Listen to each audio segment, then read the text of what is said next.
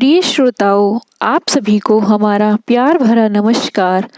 आज हम आपको ज्ञान कथा सार के माध्यम से अहोई माता की कथा सुनाएंगे।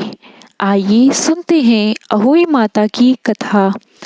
कार्तिक मास की कृष्ण पक्ष की अष्टमी तिथि को हर साल अहोई माता का व्रत किया जाता है।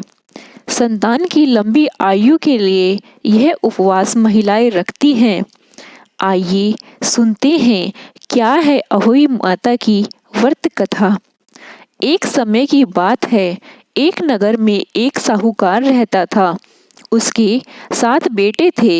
सातों की शादी हो चुकी थी।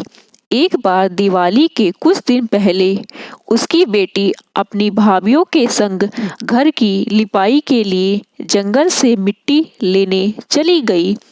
जंगल में मिट्टी खोदते वक्त गलती से खुरपी श्याहू के बच्चे पर लग गई, जिससे उसकी मौत हो गई। यह घटना देखकर श्याहू की माता बहुत दुखी हुई और उसने साहूकार की बेटी को कभी मां न बनने का श्राप दे दिया। इस श्राप के प्रभाव से साहूकार की बेटी के घर किसी भी संतान का जन्म नहीं हुआ। इस वजह से साहूकार की बेटी बहुत ही दुखी रहने लगी। एक बार उसने अपनी भाभीियों से कहा कि आप में से कोई एक भाभी अपनी कोख बांध ले। अपनी ननद की यह बात सुनकर सबसे छोटी भाभी तैयार हो गई। श्राप के प्रभाव के कारण जब भी वह कोई बच्चे को जन्म देती, वह 7 दिन के बाद मर जाता था। यह देखकर साहूकार की बेटी अपनी इस समस्या को लेकर एक पंडित के पास गई। पंडित ने साहूकार की बेटी को सारी व्यथा सुनाई और उन्हें सुरही गाय की सेवा करने को कहा। यह बात सुनकर साहूकार की बेटी सुरही गाय की सेवा करनी शुरू कर दी। उसी की सेवा को देखकर गाय बहुत प्रसन्न हुई और एक दिन साहूकार की बेटी को श्याहू की माता के पास ले गई। रास्ते में जाते वक्त उसे गरुड़ पक्षी के बच्चे दिखे, जिसे सांप मारने वाला था। जैसे ही सांप बच्चों को मारने की कोशिश कर रहा था, साहूकार की बेटी ने सांप को मारकर गरुड़ पक्षी के बच्चों को बचा लिया।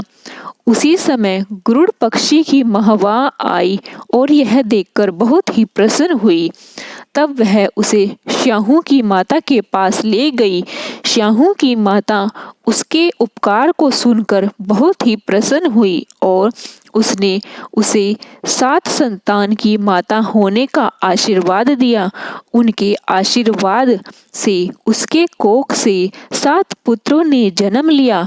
इस तरह से उसका परिवार भरा पूरा हो गया और वह सुखी। जय हो अहोई माता की। जिस प्रकार अहोई माता ने साहूकार की बेटी का भला किया, ऐसे ही सबका भला करे। जय अहोई माता।